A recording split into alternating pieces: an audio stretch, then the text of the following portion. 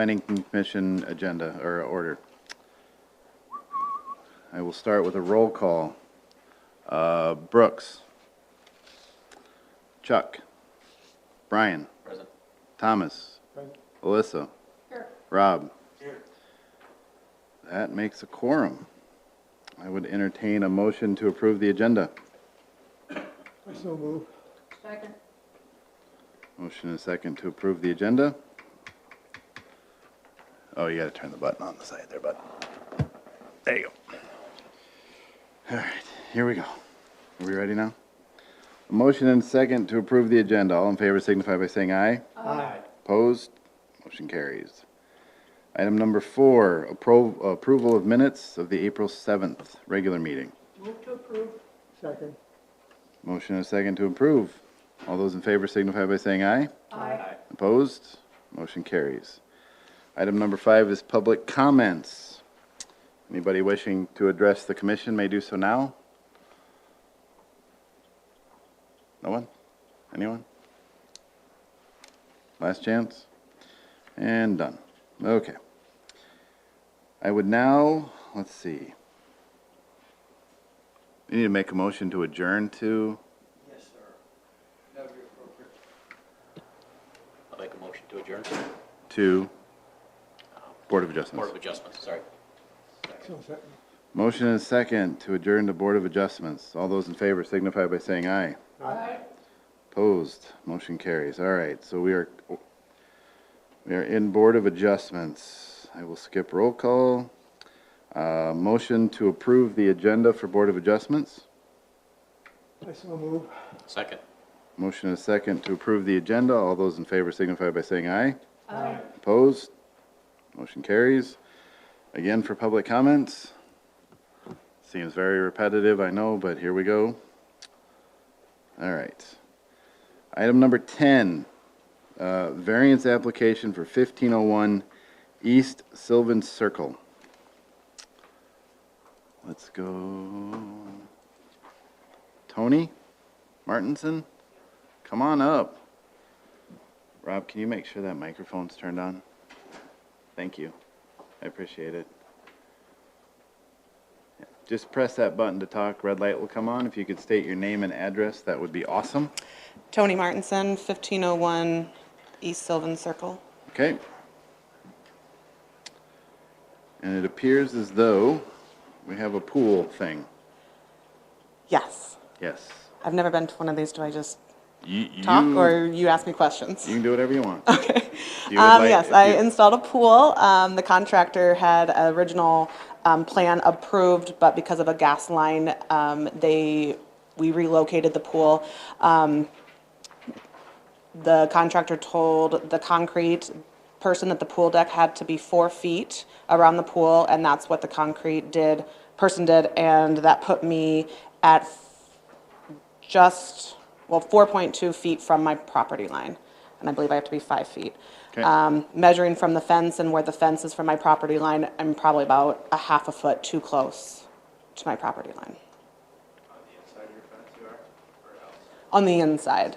Yep, so it's 4.2 feet from concrete to the fence. The fence is roughly about 3.5 inches. And then I called the fence place and they said I'm anywhere from 2 to 4 inches inside my property line. They couldn't give me the exact, but that's just what they typically do.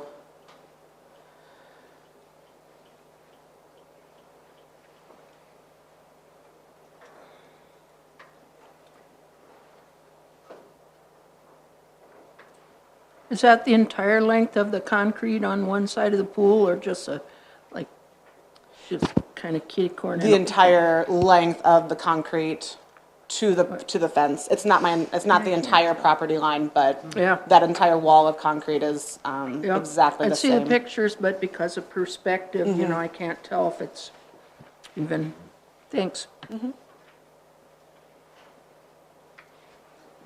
So, a couple questions. Did you pull the permit, or did the contractor? The contractor did the permit. Okay, so the contractor submitted the application for the permit with the 11-foot 7-foot setback to the pool, 7-foot setback to the concrete. Correct. And they were aware, when they moved the pool, that they were moving it within the setback distance. They never discussed really any of that information with me. Everything was a surprise when I got a phone call that after the fence was installed and then they came to check the fence permit is when I found out that I was too close. I understand, it's frustrating for you as the owner. Very frustrating. You know, it's the contractor's responsibility when they pull a building permit to understand codes and zoning ordinances. Yes, I definitely relied and trusted on the contractor to do what was, And they AAA subbed out the concrete work, so, correct? yep. So, question for Mr. Clark.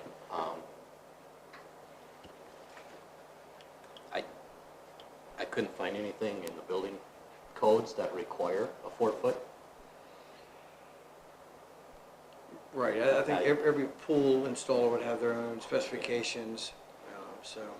So even the uniform building code for pools and spas did not have a apron. minimum apron around the pool. Right. So That'd the be 4 foot is not a requirement, so it could be less than 4 foot, correct? Right, and I would leave that up to the installer. I think, and don't, I don't want to misquote it, was, did you say the installer felt that he needed that apron to be around the pool, or?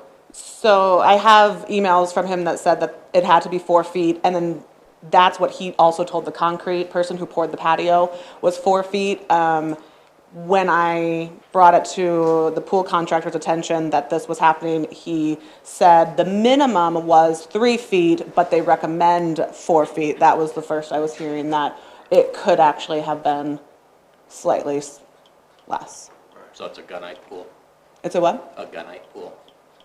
I don't know what that is. Spray They, the they inside. sprayed the walls of the pool, No, it's like a Vinyl vinyl insert. vinyl Yeah. liner, okay. It's a concrete pool, but with vinyl liner would be my assumption.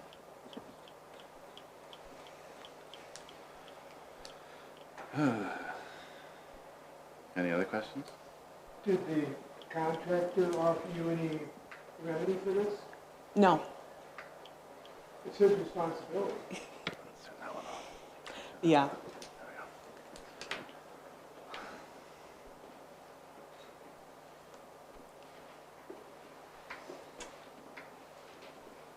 I've had in-ground pools, and 4 foot's nice. I had it. But I had a bigger backyard. It wasn't here, it was in Michigan.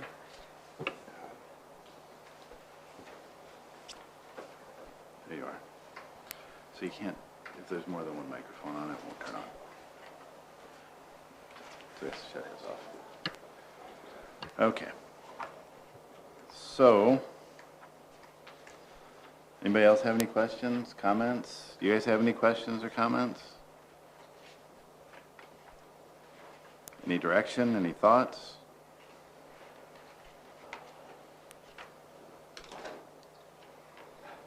No? I think I'll give a recommendation either way. The building code is, Brian and I have discussed it, I think it does not require necessarily, but you certainly don't want to void any kind of manufacturer's, requirements. And if that's what the manufacturer requires, although you stated it was 3 versus 4, so the extra 1 foot could be extra than what the manufacturer would have stated, so.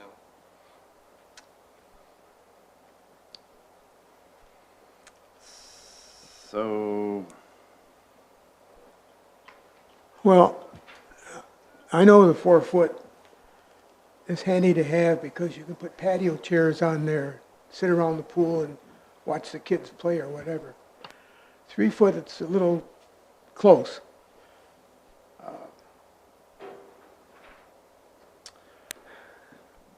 But we But- still have to deal with the rules. so here's the deal.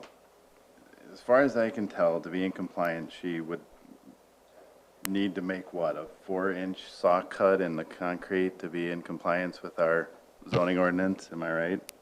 Can you find The the, is, question is, there's questions as to how far off the property line she Well, that's what can you find the pins in the backyard for the lot pins? Or is that- Yeah, I think they were there. I or would go with the I should say, assumption, I'm just, the contractor should be finding those pins and pulling a line and figuring out where they're exactly at. Because you could be within, I mean, it's within inches, so I mean, that could fluctuate that much that they could be, you could actually be in maybe, but then you don't know, because you're just going off that fence. I Now, think that was one of Paul's recommendations in the letter, was to relocate the pins. I'm guessing your fencing contractor located them as well. the fencing did, yeah. You would hope so. Relocate those pins, Yeah. get them marked again and have it remeasured, so that we can have an accurate measurement to know, are we 2 or 3 inches off, or are we a foot off? That seems to be a question. There's lots of different comments here as to how far off we truly are. So whether it's 6 inches or a foot, then I would also then say the intent of our ordinances when it comes to setbacks is to make room for emergency vehicles to get in the backyard. So even if she's a foot off, there isn't a structure obscuring anybody from getting into the backyard. It's not like this is a building. This isn't a structure. So I don't know if that qualifies to grant a variance. By the way, we really hate to grant variances. We struggle mightily every time they come before us. But I don't know. That's my thought, is that I believe somewhere in our variance application, by granting this variance, does it void the intent of the ordinance, or there's some language like that in there? And I don't think it does, but that is up for you guys to decide, not me.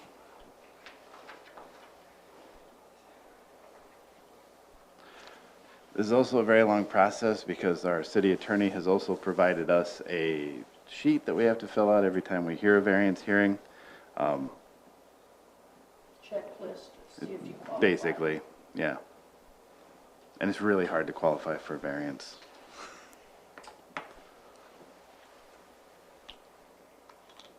The difficulty with variances is it sets a precedence. And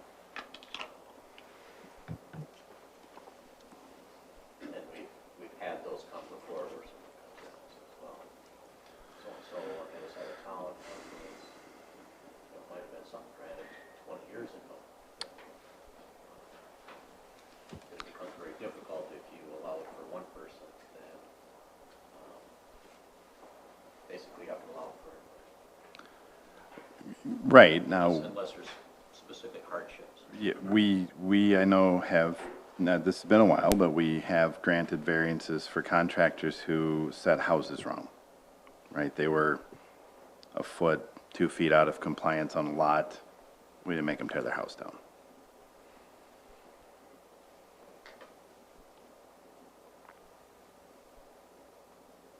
You got something, Melissa? Although we did require somebody to tear out a whole basketball court once. But I would feel weird about granting a variance without knowing exactly where the pins are and where the lot line is. That would make a big difference to me on how to deal with it. Okay. Could we defer this until that happens? We, I believe, can defer this. Because it wouldn't hold up any construction or anything. And then once we know exactly how many inches away it is, then we would know better how to deal with it. So the construction's already done, right?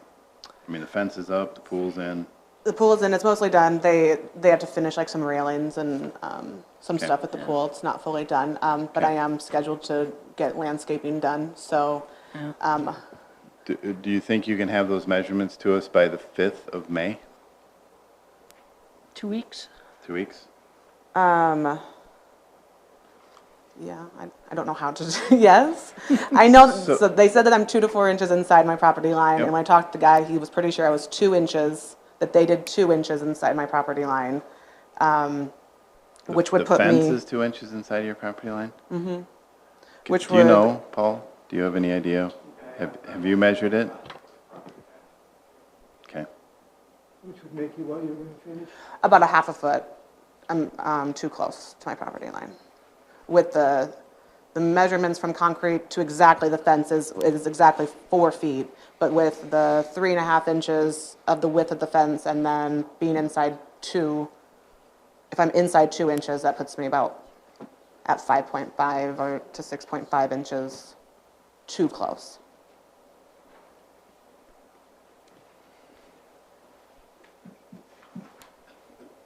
Rob, you're in construction, how difficult would it be to saw? The contractor, I mean, that's the whole thing with, depends on that 4 foot. If you were saying the manufacturer requires that as the pool, which I don't know, I can't say that, but it'd be easy enough to saw off that if you had to saw 6 inches off, it's easy enough to do it. And if you don't care about the 4 foot, it can be done, so. Personally, I'd give your contractor a call, have him look to get those pins located, have him get those measurements. Probably call Mr. Clark, have him come out and verify it. I agree with you, but I know it won't happen because it was an absolute nightmare working with him. So, Who's that? what? With the contractor? The pool contractor, yeah. Oh, that's fun. If there was Who's anybody the- else I could have worked with, I would have. Who is the fencing contractor? Does that? so the That fence Reed is already in? Construction, not the same person, so it would actually be, he's really easy to work with. I could have him come out and Was saw the off a fence half a in foot. before the pool went in? Pool started in July construction, but because of gas lines, electric, and hitting almost every line, because things were located incorrectly, the fence went in October, and they finished the pool in November, so it all kind of overlapped. We don't have records of those pins, do we? Well, we have a plat of it, but you know, you take a piece of paper at City Hall and then Yeah. you gotta go to the field, you gotta find them. You know, you can do the metal detector or a surveyor could certainly find them. You know, a couple different methods. One's a little less expensive, one's a little more expensive. Sure. And you really need to have a licensed land surveyor do that, because just because we have a plat here, there might be a new plat or something at the courthouse with the county, because those are not filed here. We keep a Okay. record of it, but we could miss one too. Also, a little trick we've learned is that the pins in the ground aren't necessarily correct all the time. Which doesn't make any sense. They should be, but it seems to be a very inefficient operation. So what would your recommendation be for her to reach out to a land surveyor, to reach out to a,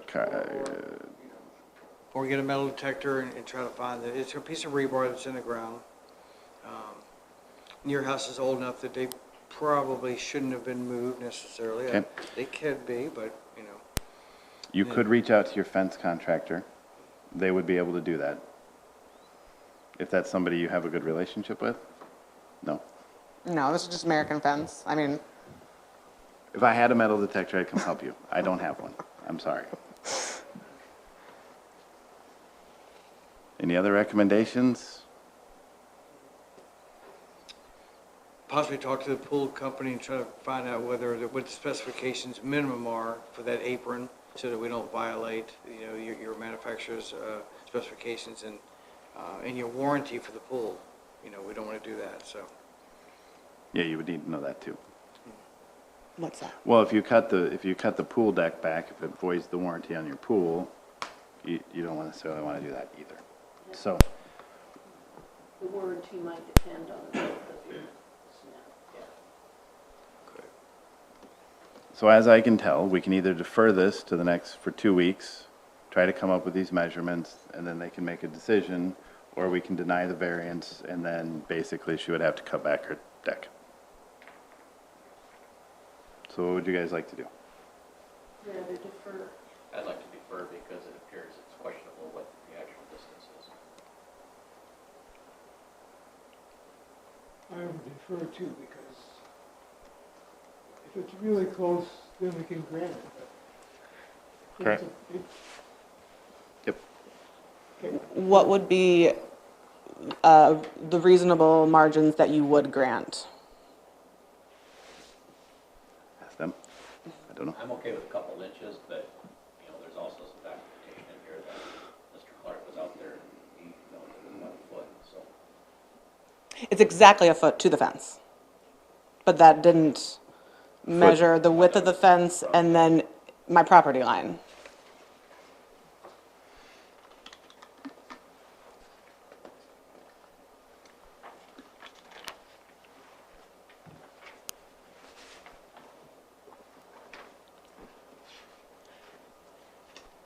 Because the picture there, the width is exactly 2 inches, and then from the fence then to those poles is 1.5 inches. So it's 3.5 inches from the width of the fence, and then if we went with 2 inches inside my property line, which is American's minimum,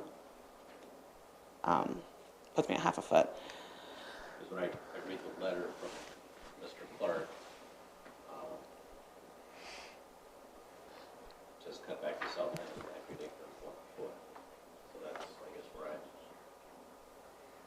seen some discrepancies in what the required distance is. Can we see the picture of the 4-foot measurement, like where that starts and stops?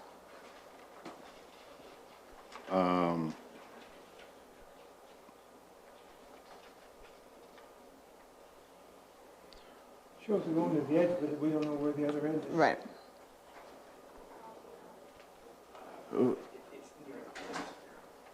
Whose tape measure pictures of these? From the fence to the pad is 4 foot 2 inches. You don't want us as far as like 4 foot. I think I went to 2 different spots. I took 2 different angles. You were going down further. Very. And that's from the inside of the fence? I think it was approximately underneath the fence, or it was as close as I can remember. The differences are, I think I took it at 2 different spots. I was being, trying to be as, I came out here several times to do the measurements.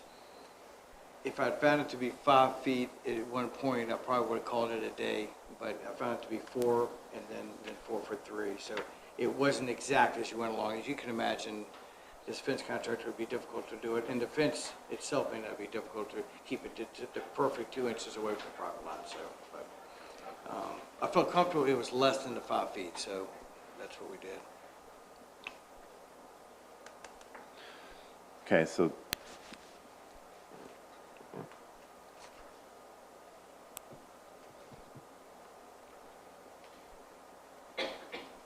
you guys still want to defer it?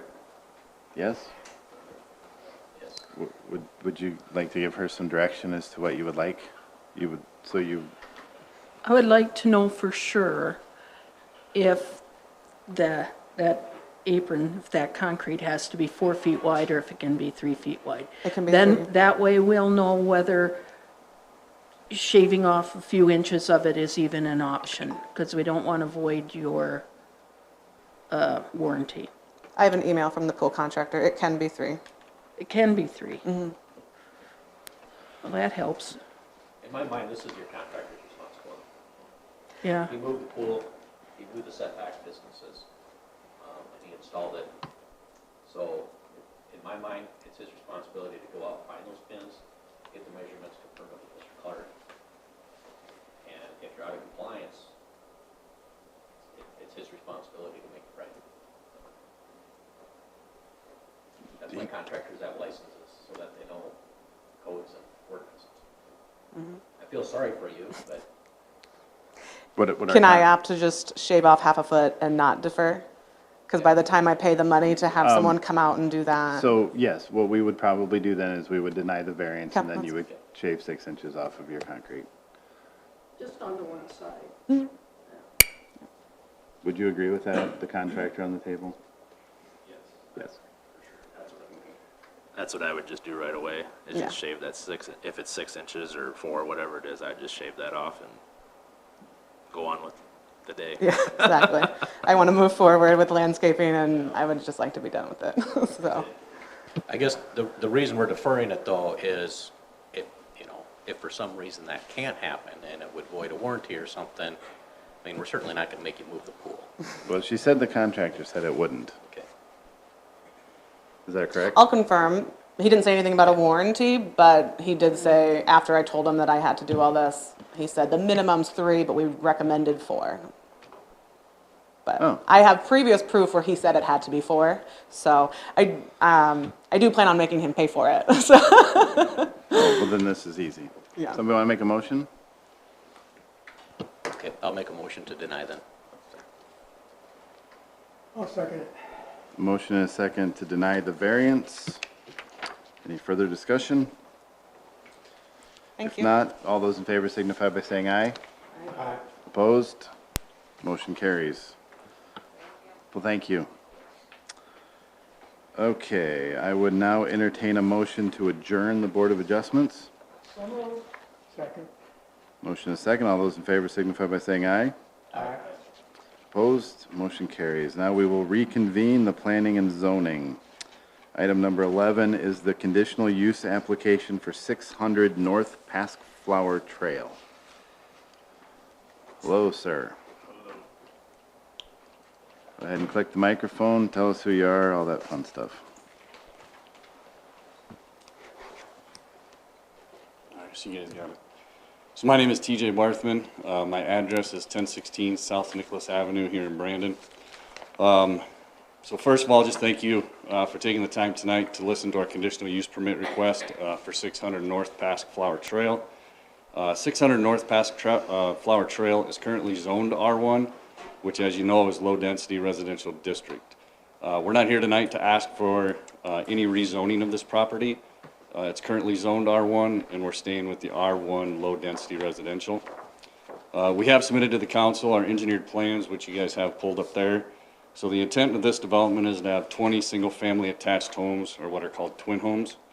This will give the opportunity for 20 more people or families to own a single-family home in Brandon, just like many of us here tonight enjoy having that opportunity to live and own a home here in Brandon. These single-family twin homes will be new construction. They'll be in the ballpark of anywhere to $300,000 to $400,000 per side. These lots will be able to have a twin home roughly 2,000 square feet, and with today's construction costs at $200 a square foot or more, you can see these will be nice twin homes. As you look at the submitted engineered plans we've handed out, or that you have there, we've met all the Brandon zoning ordinances in 15-4-11 for single-family attached homes and lots for all the setbacks requirements and lot sizes. We spent a lot of time, energy, resources with our engineers to have each one of these homes given its own individual parcel ID number as well as its own legal description.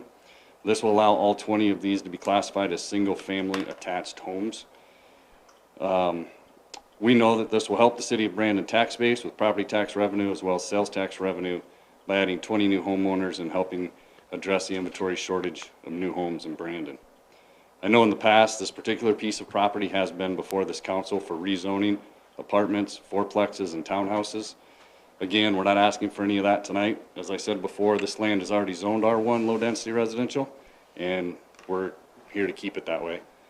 As I mentioned, we spent a lot of time and resources brainstorming with our engineers to help us get the economics to work while still being able to address neighbors' previous concerns of density issues and green space.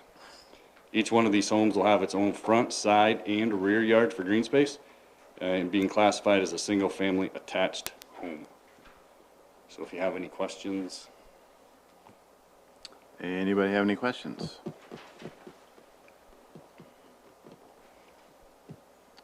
I remember when they submitted that for higher density. Yes. Yeah, and I think we turned it down. No, we did not. We- We approved it. Council turned it down. Oh, okay. Just remember where I'm at, yes. Yep.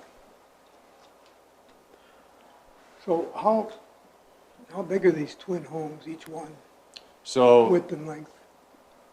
say that. Width and length? Yeah, so there'll be about 2,000 square feet. The lot on there will show that we'll have, so basically the way they'll be built is you'll have to build both sides at once, obviously. Yep. Okay, and then each side will be individual parcel ID'd, and it'll have its own legal description, so they can be sold individual as single-family attached homes. What the size of that twin home will be, we've built the lots, we've had the lots done so they can be up to 2,000 square feet, 2,100 square feet. but the builder will decide that. Do they have garages? Yes, the way that we've designed it at this point is all of them will have a 2-stall garage except around that cul-de-sac. Those are big enough to have a 3-stall garage. So Now, how do they get to their garage? I'm not seeing, it's not on the paper. Correct, yep, it's not on there. these are just the lots. These Yep. aren't exactly the houses. These placed on are, them. yeah, like I said, if you look at, in the ordinance 15411, that's where all of our sizes have to be for the lots for single-family attached homes.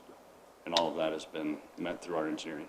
So there's a few that are at the minimum 5,000 foot. And some that are bigger, yep, Some that exactly. are Yes, much sir. larger, yeah. Yes, sir.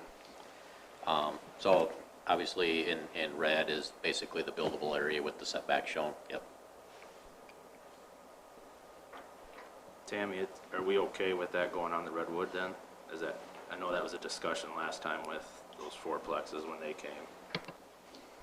Right. One thing about the fourplexes was they were proposing 2 different entrances, and this is just one, and it would be a city street. So, yep, we are okay with it.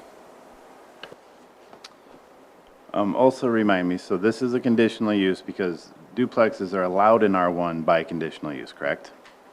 Correct. Okay.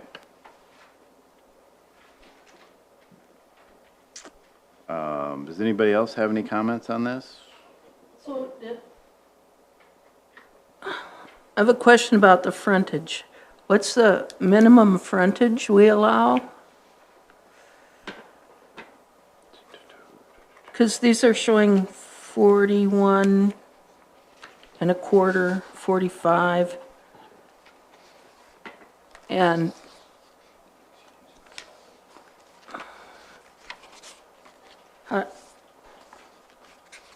don't we require 60, and how can Wait, 80? feet. 80 feet frontage? So how can we do this with, if each, They have 80. so That's that, for both. yeah. that's for both, but they're platted as individual, No, 40 per unit.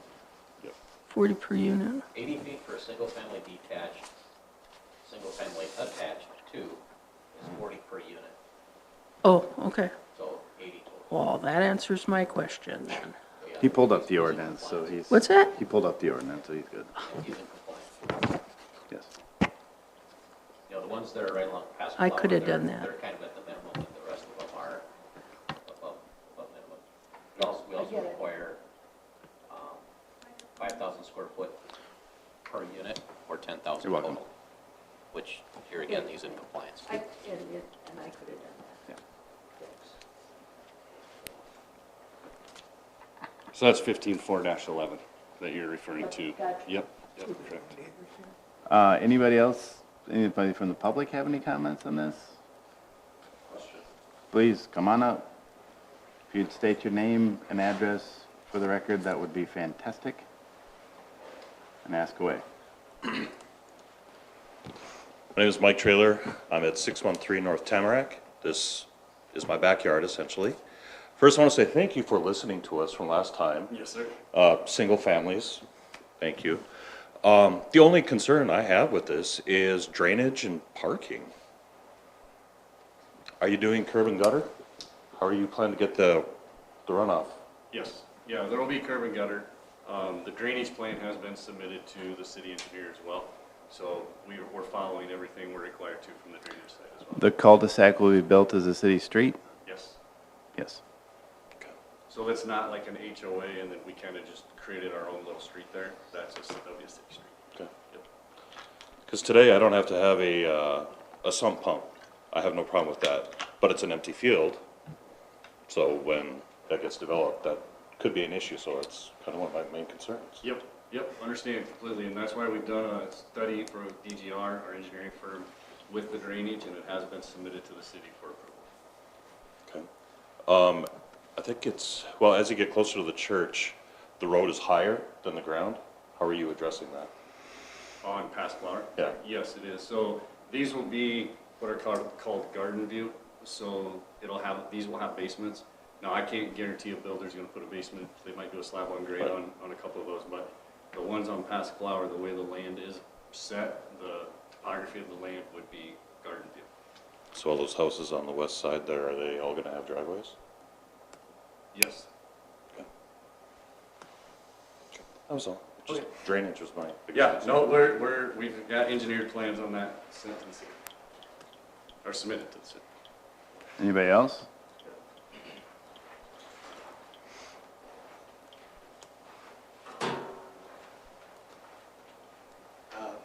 Riley Walls, 609 North Tamarack Avenue. Yeah, I just have a couple of questions. So, Mike may not have like a problem with flooding. We do have a sump pump in our home. Is there a plan for how you dressing the houses on the north side of the lot? Is there, I mean, I know that like your houses are gonna be built up a little bit more, so they're gonna be draining towards that. Is there a plan for any sort of a swale or an easement to allow for some sort of drainage or like a ditch there, or? So I'm addressing the north side of the lot, so right side of the screen. The water would drain towards the cul-de-sac. Okay. Towards your house. Yeah, no, And then just it would go from the clarifying. cul-de-sac to Redwood. Okay. How, I know we were talking about width and all that, what's the height proposed?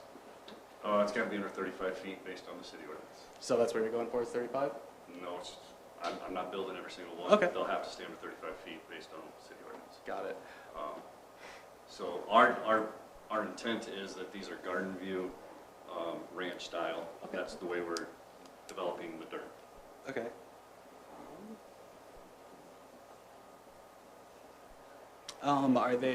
Is it intended that this is every one is gonna be individually built by, same contractor or same developer? Okay. Don't know. Yeah, my question would just be, are these intended to be leased or bought? So, it's a great question. So that's why we are going through the time and energy to have them all individual parcel ID and giving them their own legal description, because the intent would be their single-family owner-occupied dwellings. That would be the intent of them. With the cost of new construction, it's pretty tough to make the economics work to build these and rent them in today's building market. But at the same time, I can't guarantee that'd be a fair housing violation for me to stand here and say that. Okay. Just like if your neighbor sold their house, I can't guarantee that whoever bought that wouldn't use it as a rental. Right. You know what I'm saying? Yes. But the intent of these is single-family owner-occupied attached dwellings. There are no rules in the city about renting houses. Yeah, no, They're I all over understand the that. I was place.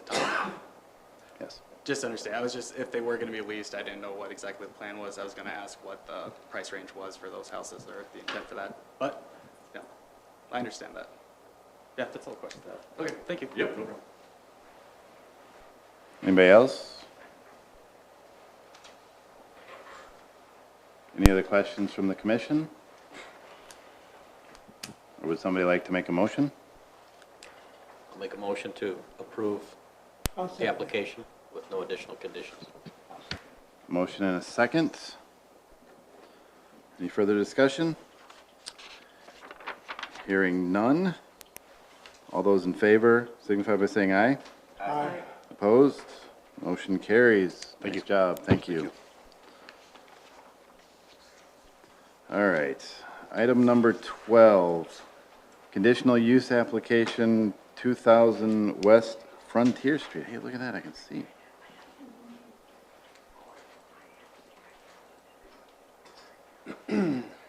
Hello, Wade sir. Beam, Hegg Construction, 1300 West 57th in Sioux Falls. So a couple of weeks back, we heard here a conditional use request to place apartment units all on a single lot in excess of the 36 that the zoning ordinance calls for. I guess, you know, before I get much further into this, the plan that you see up there is was submitted. I didn't realize Melissa wasn't in the office, so you guys might not have seen this and had enough time to absorb it, so Is that not in the packet? I want to be respectful of that. It's not in the packet. He just emailed it to me. Okay. Would you like me to print it out quick? I think we can you see it?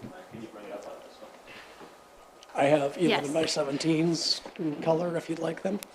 Would you guys like to see his plan? Sure.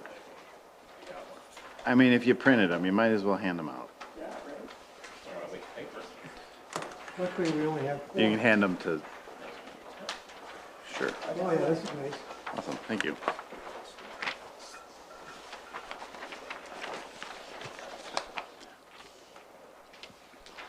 well, thank you for accommodating the late submission, because, yeah, like I said, didn't know Melissa was out, so. But, basically the request is that we want to build all of the multifamily on one lot. We don't want to, we've got 15.7 acres out here that's zoned for high density, and, we intend for that to be single owner, single lot, and, develop the whole project on that. Kind of the zoning ordinance contemplates 36 unit buildings. We want to build larger buildings than that.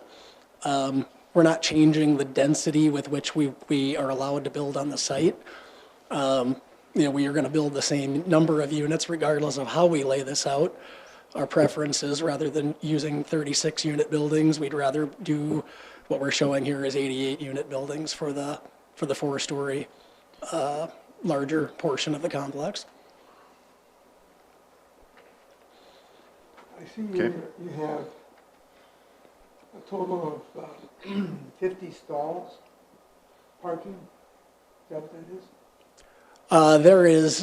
There's way more than 50 stalls there. There's garages and everything there. I think we've got more like 375 some odd parking stalls shown on that entire portion of the development, everything west of that Boulevard Street, west of the center line of the Boulevard Street. So including some of the surface garages. Okay. So we're essentially parked at, I don't know, it's like a 1.75 to 1, something like that. In the concept plan anyways. There's always a little pushing and pulling with these things as you get to final design. We're amply parked though. So, with this, one of my concerns for not approving the plat at the last meeting was Lancer Avenue. So with this layout as you're showing,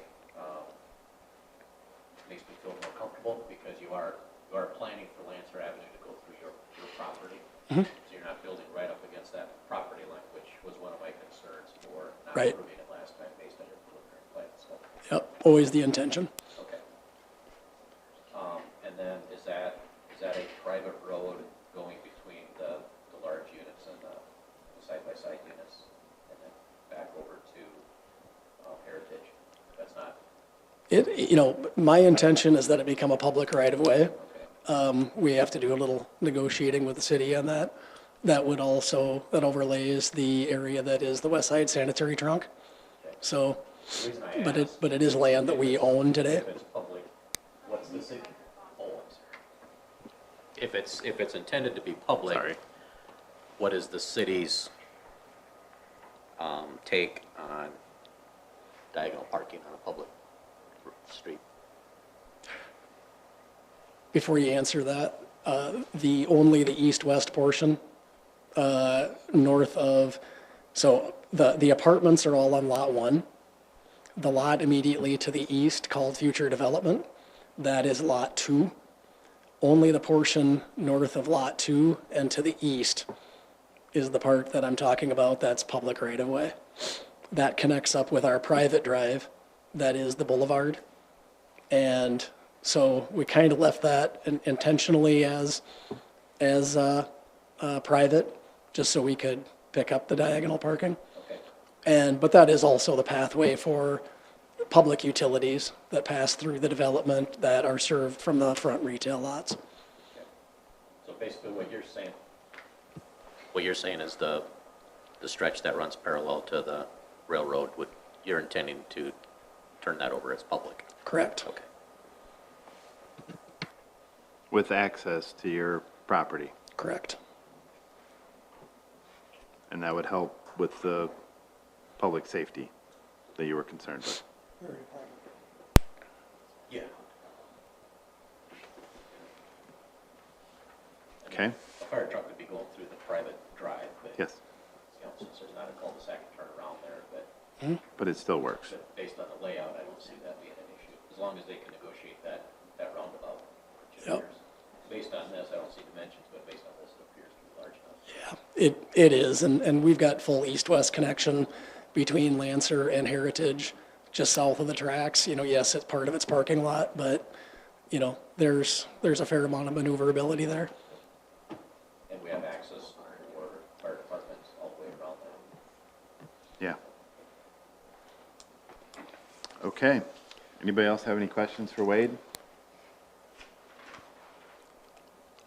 So just one thing that I want to make sure, and I'm not sure if I, necessarily have everything worded correctly, but my intention is to be able to build larger buildings than 36. So the initial request here is that we're all on one lot. So if there's some way we have to tailor the approval so that we can actually make sure that we're still not limited to a 36-unit building in some way, that's the important thing for me as well. Do we allow greater than 36 with a conditional use? Is that correct? Yeah, 30, multifamily dwellings, 36 or more dwelling units under a CUP, Okay. so, And that's what this conditional use is asking for specifically? yes, Is sir. be larger than? But yeah, I Okay. kind of came in with the more than one lot, but then it Yep. kind of got tagged on in the process that we were, Okay. that we may have to caveat the language a little bit in the approval just to make sure that it's understood what we're Well- asking for here. It does say in your description that you're asking for greater than 36 units on a single lot. So it appears as though the conditional use has you covered. Okay. Is that right? Does staff agree with that? Okay. Okay. Does anybody else have any questions for Wade, or I would entertain a motion? I'll make a motion to approve as submitted with no additional conditions. I'll second. A motion and a second. Any other discussion? All those in favor? Oh, I don't think we asked for this public comment since this was not made publicly available. okay. Does anybody have any, does Public that would like to react to this. anybody have any comments on this? Anyone? Sorry, Okay. kind of went out of Yeah. order there. I'll kick you out, but we'd be out of quorum, and then we'd be done. All right, a motion and a second. All those in favor signify by saying aye. Aye. Opposed? Motion carries. Thanks. When are you gonna start building? Tomorrow? Next week? I want to thank you for working with us and making changes. Thanks, sir. All right, item number 13. Public hearing for zoning ordinance conditional use permit mailed notices. I can't imagine that any of us would disagree with this. I think we all know what it's about, unless you would like to inform us, Patrick? No, this is something you've all seen probably a couple meetings ago, but it just adds a requirement that if it's for the conditional use hearing, that people within 300 feet of, if you have the box of the property be 300 feet measured out, a big circle, if any piece of your property is within the 300 feet, you would get a notice mailed directly to you. Perfect. Since it is a public hearing, anybody from the public would like to respond to this?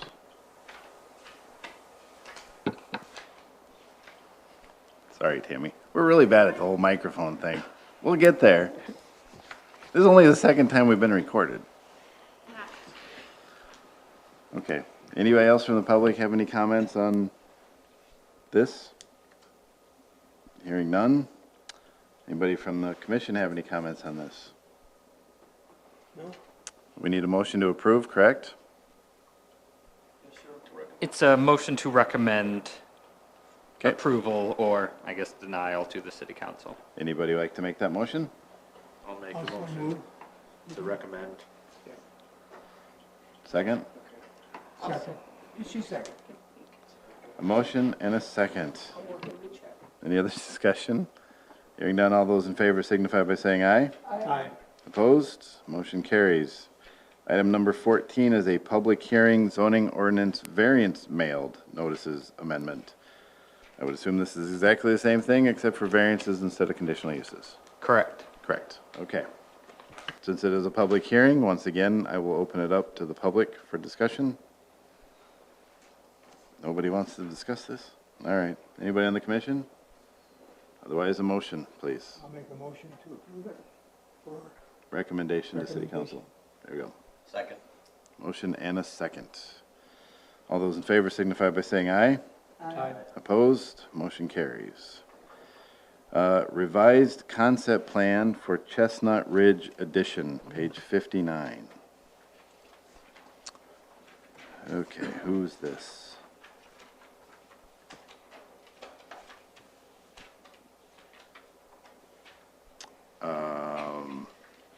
Chuck and Nick are here to speak about it too. Hello, come on up. Name and address, please. Nick Van Overshield, 2604 West Bitterroot Street, Sioux Falls, with Van Overshield Companies. This property is on the, it'd be the southeast corner of Chestnut and Redwood. 80-acre development.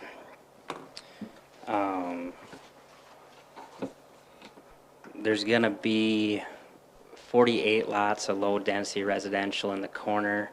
That's the light area that you see. About 120 medium-density residential homes, some fourplex lots, twin home lots, and then about 8 acres of multifamily is in the orange. So it kind of transitions. The new elementary school is directly south with their 20 acres, their track 9 of what you see in the orange. The orange is the 8.2 acres of multifamily, and then twin homes, and then fourplexes, and then it goes into the single family homes. And then along the east side of the development, there's like the Z-lots, villa type homes. But total with townhome units and everything will be about 450 homes. I guess any questions from you guys? We're here conceptually. We're very early. We're just here to start the dialogue, let you know fundamentally what we're thinking. And we've had formal meetings with Brandon Valley Schools. We haven't had anything formal for discussions with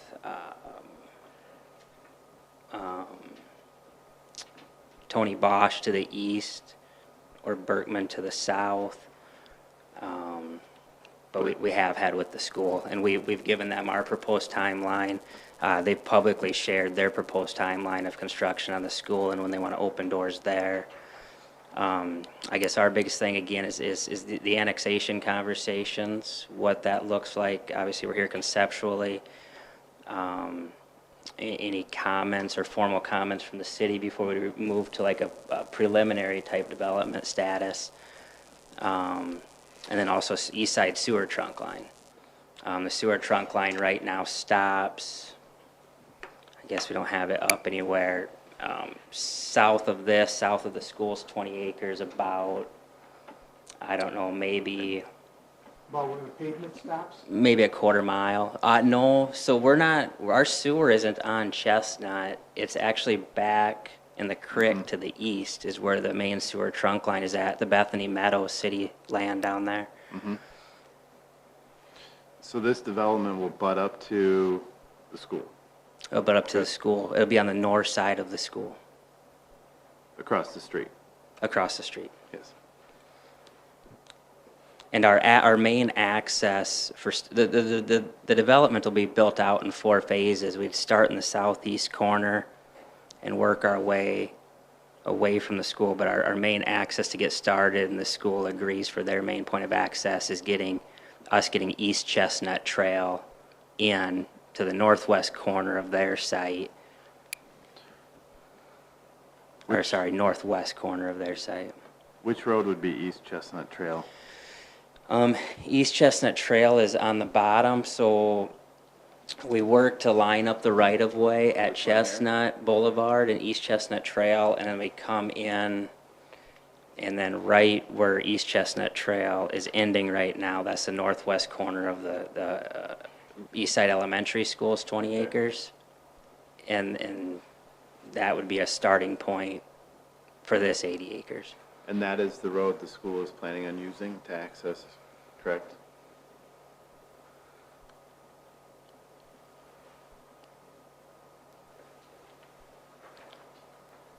The site is about 80% sewerable to the southeast trunk line. There's a little triangle in the far northwest corner, which would be our last phase, our fourth phase.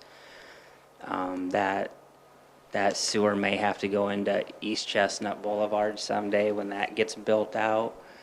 But we don't need Chestnut Boulevard built out to begin this. There's a small stretch. We'd like to see, I guess, East Chestnut Boulevard going north, stops and turns to gravel, back south of East Chestnut Trail, maybe, how many feet? 300? Yeah. So us and the school would like to see that paved to that point, and then we would come in on East Chestnut Trail, and that's where we'd start our project. That's where the school would start their project. And then our sewer would tie into the east side trunk line extension. And if I understand correctly, the east side trunk line extension is 60% design. Right, so, just a reminder for the board, when we go through these development plans, there's kind of 3 steps. There's the concept plan, which is before you. This is just for informational purposes, so that you can give them feedback before they spend a lot of money on the engineering part of it. It'll also be on the next city council meeting for the feedback. And then once they get to preliminary design, that'll come in front of you for formal approval before it goes to city council. And that is also the time where they would petition for improvements being done. So like that east side sewer, we tried to get ahead of that. We did do the design up to 60%. There's a few little items that we have to kind of work through as far as easements and owning land and that sort of thing. If city council approves those petitions, then they can decide on if they want to move forward with DEPs. Do you remember with our CIP list where that east side sewer trunk was? Yes, so we did plan on building that this year. And so depending on how fast the developer works, they could potentially petition that yet this year, and then it would be a good fall project. Fall of 2022? Fall to winter, yep. Yeah. Do we remember how much that was? No, the costs are kind of crazy right now, but Yeah. I'm gonna throw out then that $3 million range, Okay. which we would apply for ARPA funds for, and there's new development fees and everything else on top of that, so all of that plays in together. So I attended a pretty contentious meeting at city council regarding Redwood Boulevard. You don't So- say. And Just the one? The county obviously expressed some concerns with being responsible for maintaining that road, which basically serves the city. That's not necessarily a major topic for this group, but what's the status of Redwood Boulevard improvements, which would So- serve this? So city council did approve the preliminary design of that, which is what we based our cost estimates off of. We also worked with CCOG and did an annexation study. It was presented to the council, council did approve it, but they also made a motion to put the annexation on hold.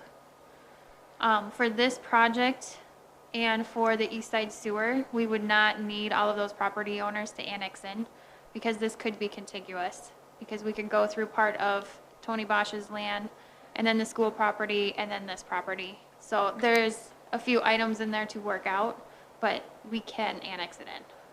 I understand you can make it work by access, paved access through Chestnut, but that doesn't mean people are gonna use Chestnut. And they're Right. gonna use a gravel road on Redwood, which is gonna cause issues with, But until it is annexed into city limits, it's pretty hard for the city to spend funds on a road outside.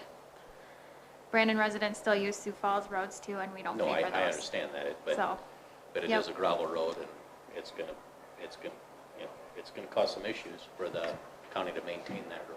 for the township, it's actually a township road. Township road. Sorry, township. Yep. Yep, council will have to work through that process. People also drive a lot on Maple Avenue. Yeah, no, I know, but it's a discussion. I do have couple questions on drainage. So there's a preliminary drainage study that Stockwell has started. It's on sheet 6. Yep. 6 and 7, yeah. They have it broke into 4 basins. The small northwest corner basin,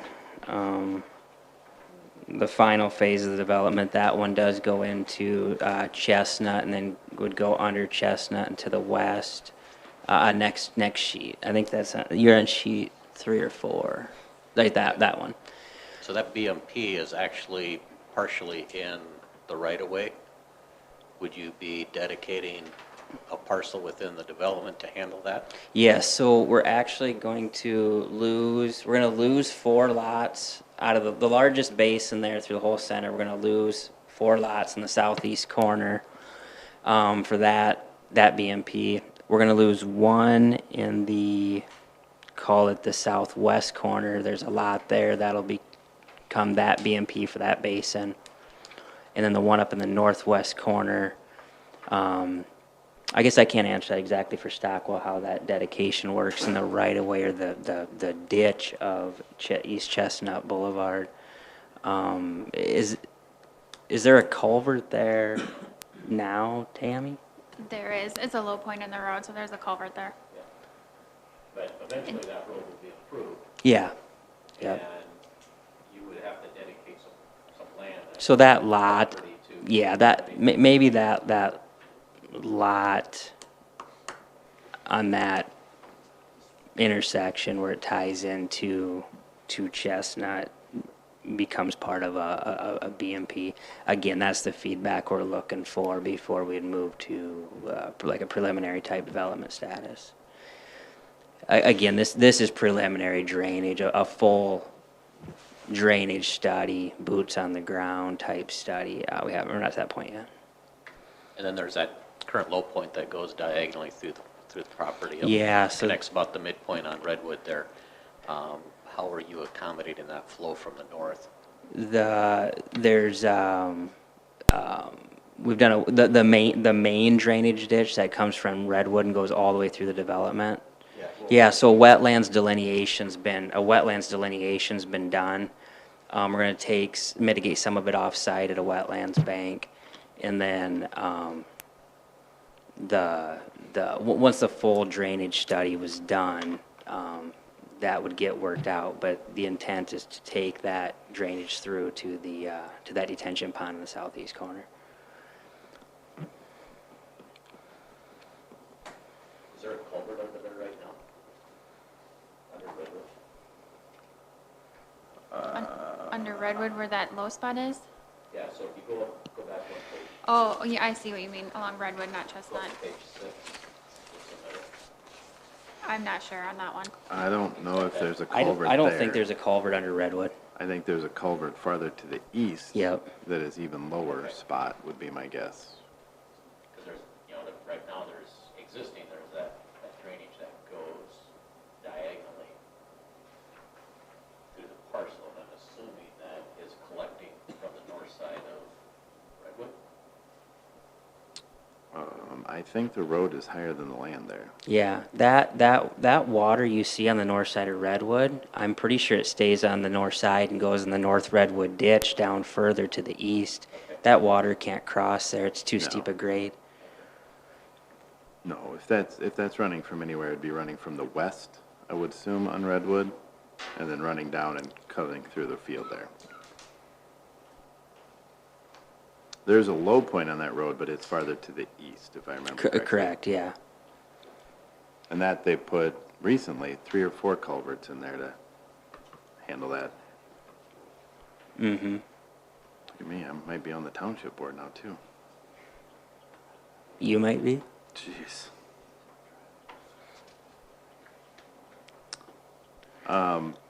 Tammy, what do you guys think about this? Do you have any thoughts yet?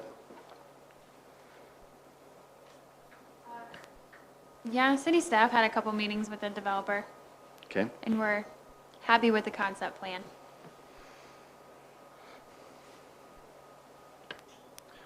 So all these, medium density, you're looking at twin homes? You're looking No, at it'd be single just all family single-family homes. And then the low density is in the northwest corner? That Correct. would be Correct. That'd Twin be, homes? that'd be what? twin homes, townhomes? No, so the low density residential would be larger homes. We haven't identified exact covenants and specifics, Okay. but the low density is the larger homes, 80-foot lots and Okay. larger. The yellow, well, I guess this is all yellow on Are here. you thinking about yellow doing like an R2 zone? Yes. For a smaller lot? Yeah, like a 60-foot lot for single-family homes on 60-foot lots. And then again, the orange is multifamily, Yep. townhomes. Right to the north of that, the little bit wider looking lots are fourplexes. Sure. So we transition from like 12-plex type multifamily to the fourplexes, and then it transitions to twin homes north of that. Sure. And then it goes, as it gets into development, going north and to the west, like an R2 single-family type home. Sure. And then the larger homes in the northwest corner. And then again, on the east side along that street would be the Z-lot villas type homes. Harlemi does quite a bit of them in Sioux Falls. Yeah, It'd be they're outstanding. homes like that. Are you thinking that would be an HOA over there with those Z lots? No, No? no.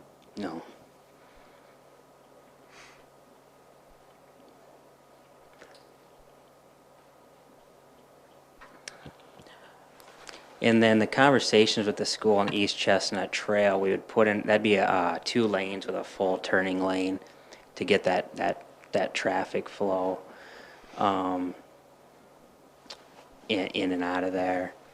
And then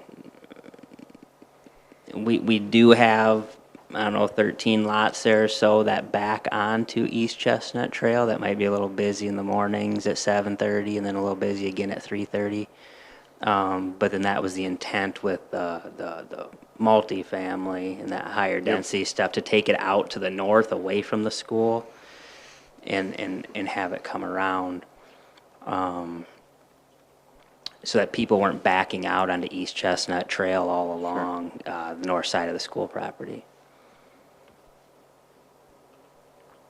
And again, we're sitting here conceptually, it's all open to discussion. That's actually my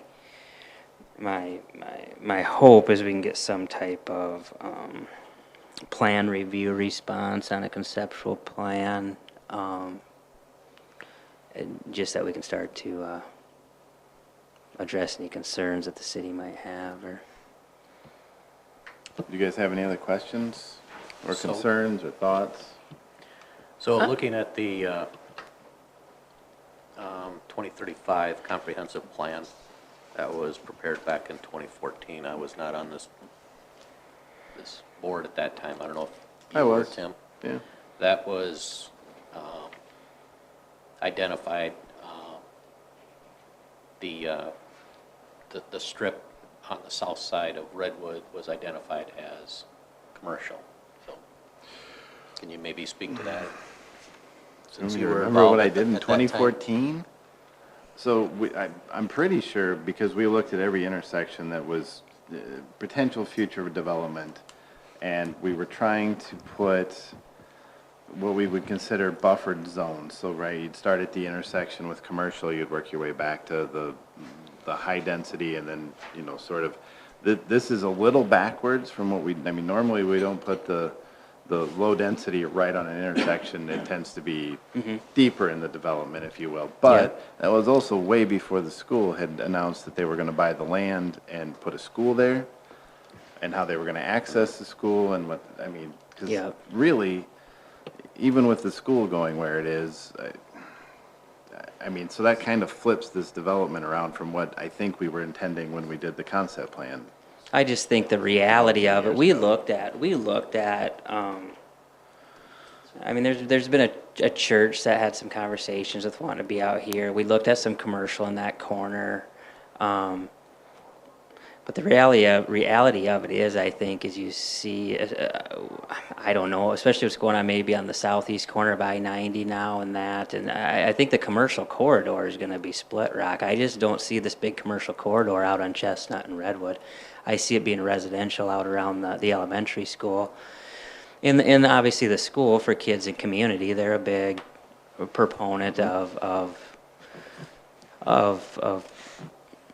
a lot of residential for what So, they're doing. And Yeah, I would say that according to that map, the 2035 map, that was a best guess scenario, thinking that someday that Redwood would be a major street, sort of like Aspen, sort of like Holly. I don't know if it will be the same as those streets moving forward. It may just be a residential street, like, I don't think it's gonna be a heavy travel, it's not gonna be Split Rock, it's not gonna be. Well, it was just at the intersection. Yeah, but that's why, because we were looking through the city and we were picking all the intersections that were undeveloped and thinking, well, what would go best there? So really, when you look at that 2035, that is a best guess scenario, that is not a written in stone scenario.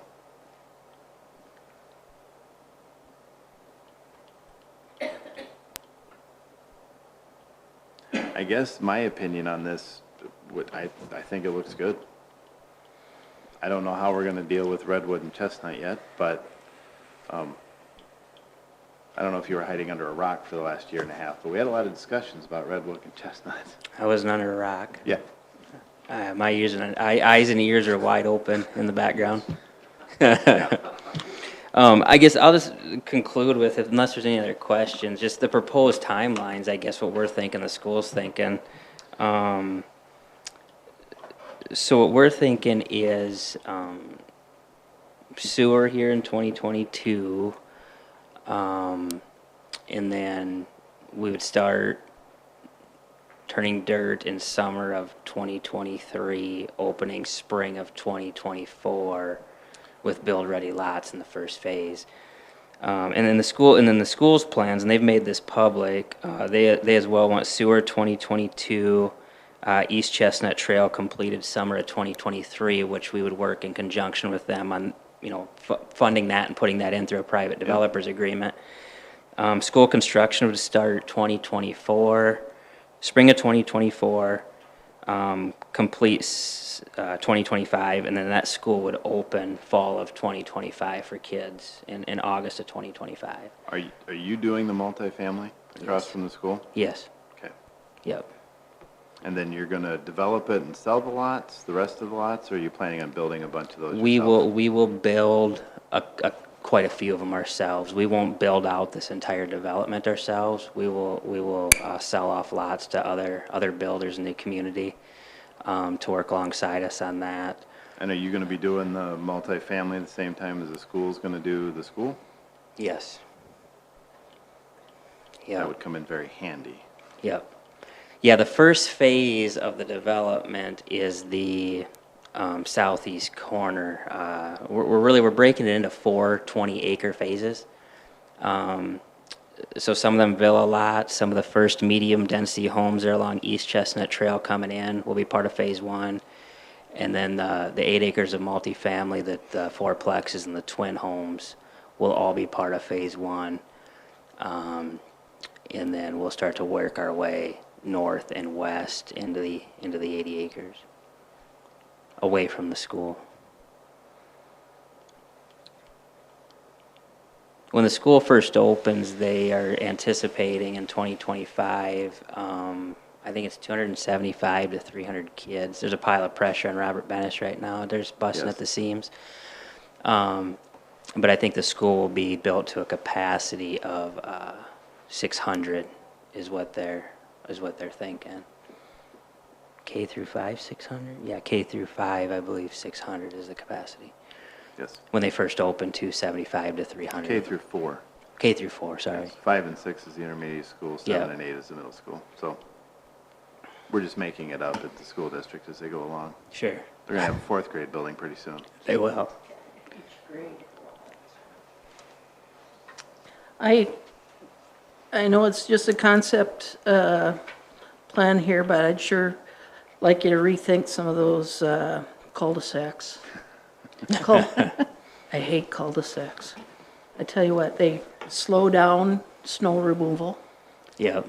They make snow removal cost a lot more, which everybody has to pay for, not just the people who live on the cul-de-sac bulbs. Yep. Everybody has to share that cost.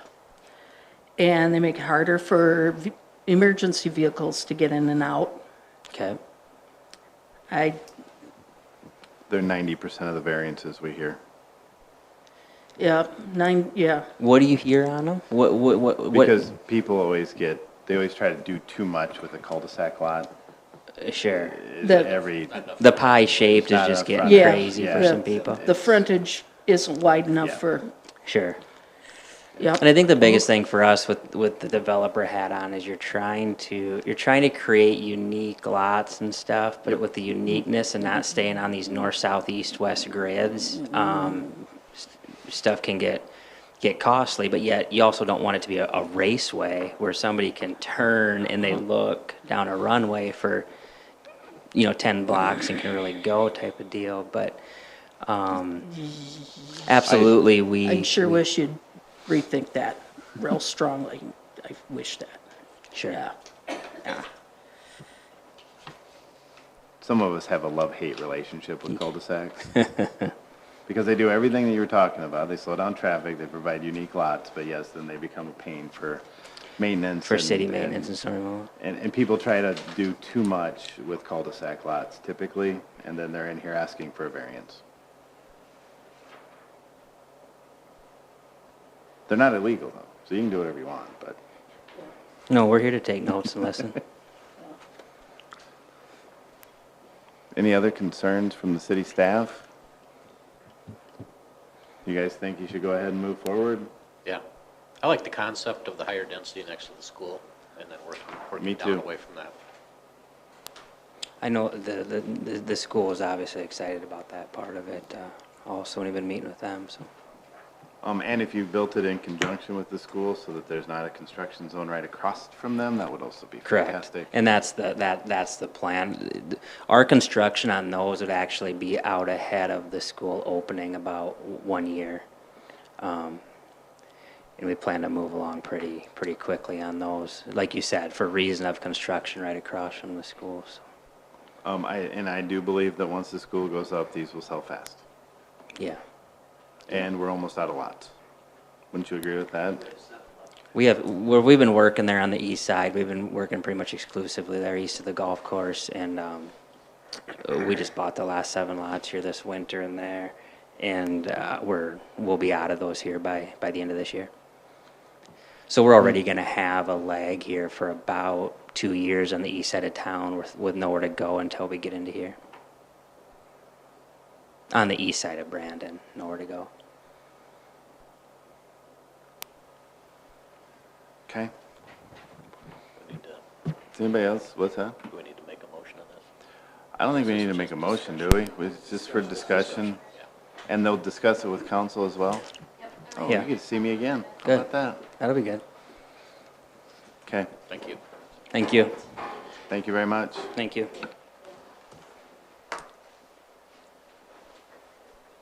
Okay. Item number 16. Discussion on allowing 0 lot line option for individually owned duplex-style contractor shops in HI district. This sounds like Lee Schilling. Yes. I'll just hand.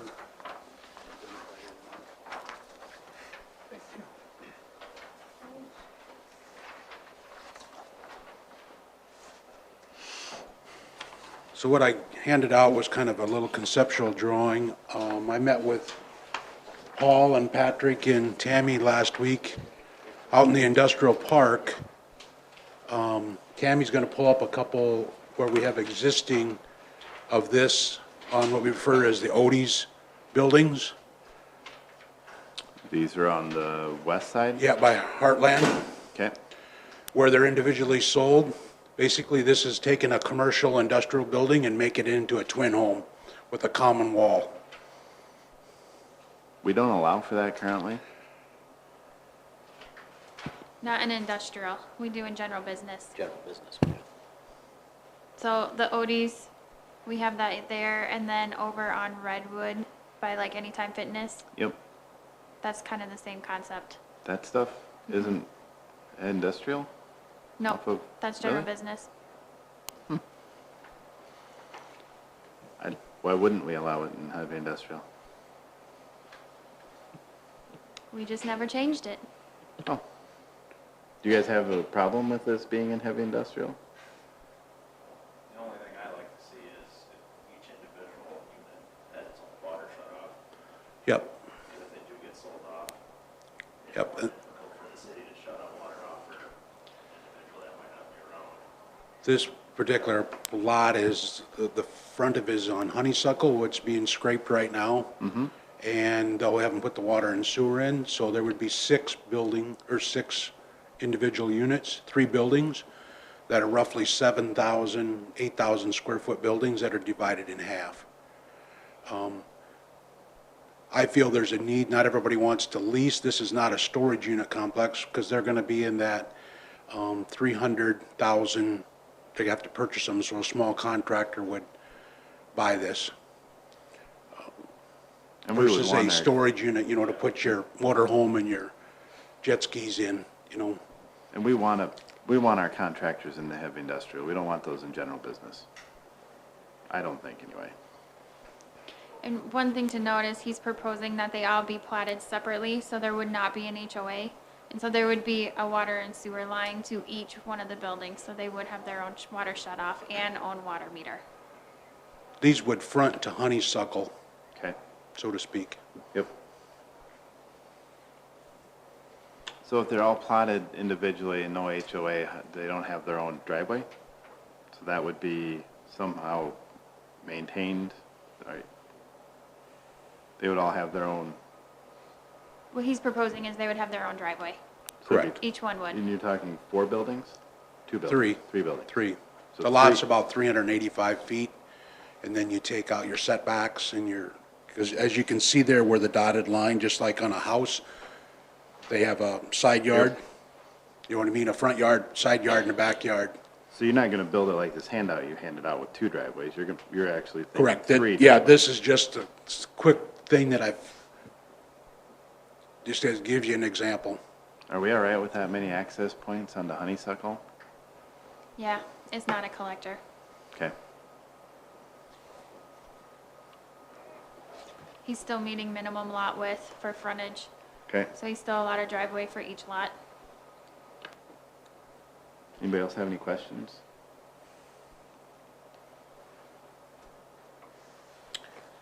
Paul, do you have any concerns with firewalls? Well, as long as they'll be to the adopted code for IBC and so we'll see the construction plans and make sure. I do know that I would like to see contractors, whatnot, pushed out to our industrial park, not in general business. And I also know that this kind of unit is a very well-selling unit, let's put it that way. Lots of people are looking for these. I mean, most people in businesses can't afford to build their own big, like, if they can buy a duplex, that'd be perfect. So, Thank you. I think what I hear is that we're all in favor of this, I believe, yes? Yes. So what would we do to, just have to change the ordinance? More work for, more work for we'll Patrick? write something up and probably as a discussion item at the next meeting to look at a draft, so 2 weeks-ish.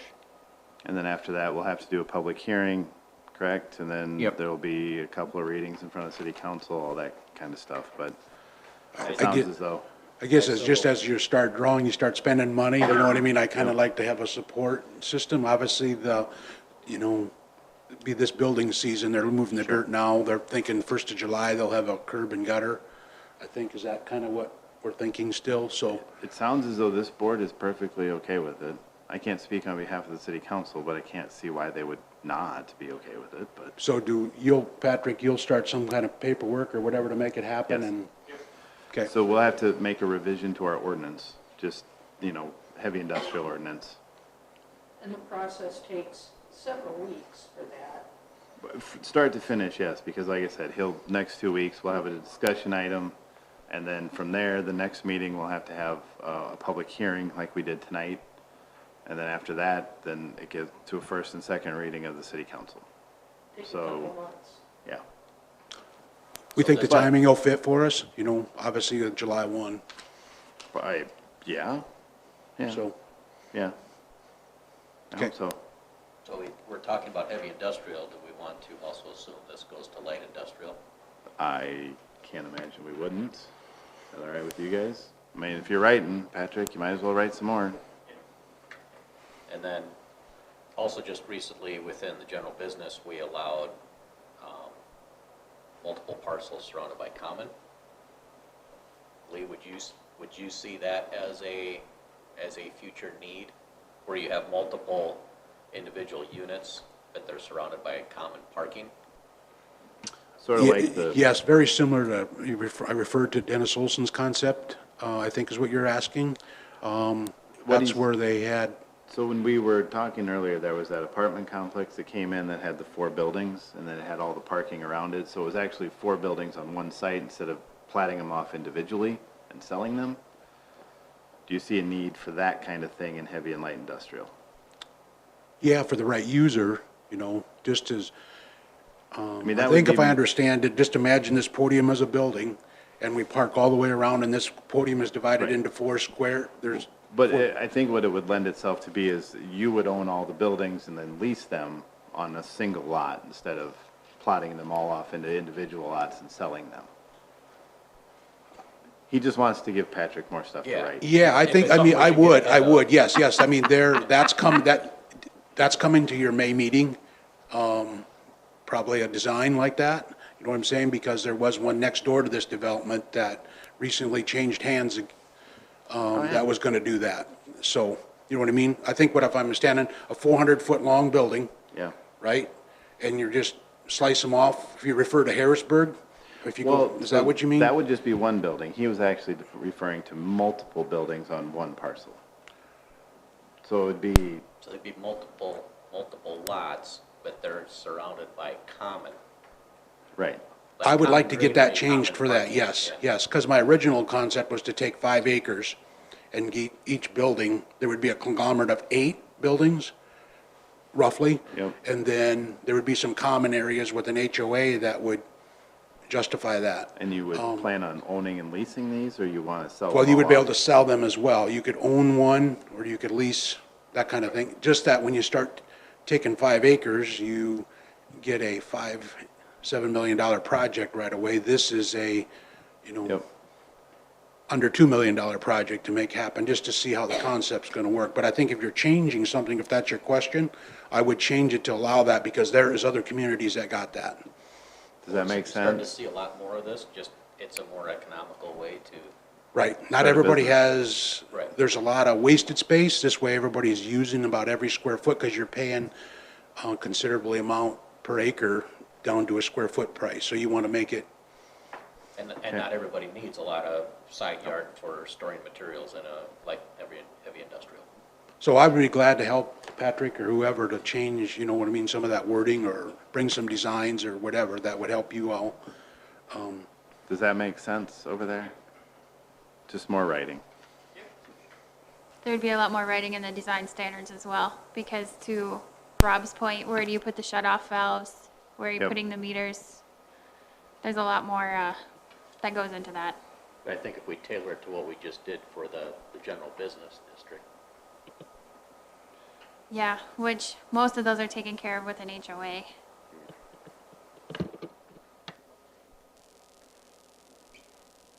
Well, the good news is we have another discussion item for our next meeting. This is going to be awesome. Yeah, I think we're good. Thank you. Okay. Item number 17, draft group home amendments, 67 to 69. Okay. So this is very similar to what was shown to you last time. There were a few minor changes to it, so I just wanted to bring it back to you. That way we're not trying to like move the ball on what you all looked at last time.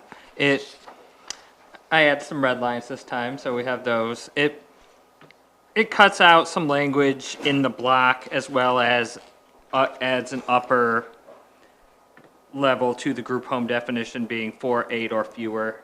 And that kind of works with later on we'll be discussing a draft reasonable accommodation. That won't come before you all. It'll go into the municipal code generally just because it applies to the building code as well. But that's kind of the way that looks.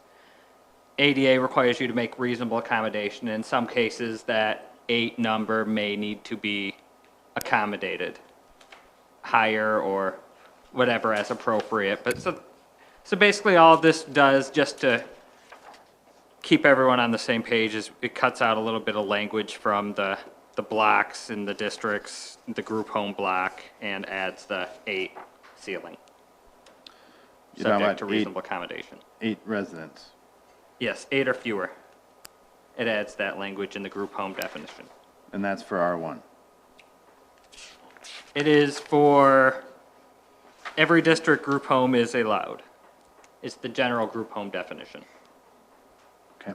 But in some situations, you may have a group home that is not Medicaid funded or goes above and beyond state rules, and they require a reasonable modification. Say, if they don't receive Medicaid funding and it takes 12 occupants to make it a profitable, sustainable business, then that would be the reasonable modification. And we would still allow for that in R1? Yes, that would be a separate process that whoever is designated to make that decision appealable to the city council will make that determination. It's a lot of federal law. Oh, goody. So I just wanted to try to make you all just aware of it. Even though the reasonable modification stuff won't come before you all, that's kind of the whole process. So, a couple of comments. You're welcome. Just a couple of comments that came to me. I guess what I would like to see, our ordinance is based on density. And I guess what I would like to see is take the 8 or fewer out of the definition of a group home. And then allow allow these within our districts, but limit the size of them within what's allowed. Would that conflict federal law? It would still have to be subject to reasonable accommodation. And then also, with the way it's drafted right now, is that these would be allowed in NRC. But if you read the intent of our ordinance, NRC is not for Building. new residential. We allow them for, as we encroach on existing farm places and those kinds of things for residential. But the intent of an NRC zone is not for residential, new residential construction. So you want to take that out? So I would Just recommend that- we remove it from NRC. Do you have a reason to keep it in NRC, Patrick? Because a single-family dwelling is allowed in NRC. Oh, It's allowed, but I don't think the intent is for NRC to be an R1 district, you know what I mean? I I agree. think the intent was as we grow and encroach onto, farm places and things like that. Like I think Odie's was an NRC for a while, wasn't it? Odie's house? lots of places were NRC, yeah. But the intent of an NRC zone is for parks and public spaces and Tammy has a pretty decent point. Say the group home wants to buy a farm and use it as a group home. It would be That- functionally the same as a single-family house, except they would use the farm as a, Sure. rehabilitative isn't the right word, but it would use it as a, yes. Hey, thank you. Do you have any questions or concerns or But comments or would that be within the city a thumbs limits? up? Okay. You're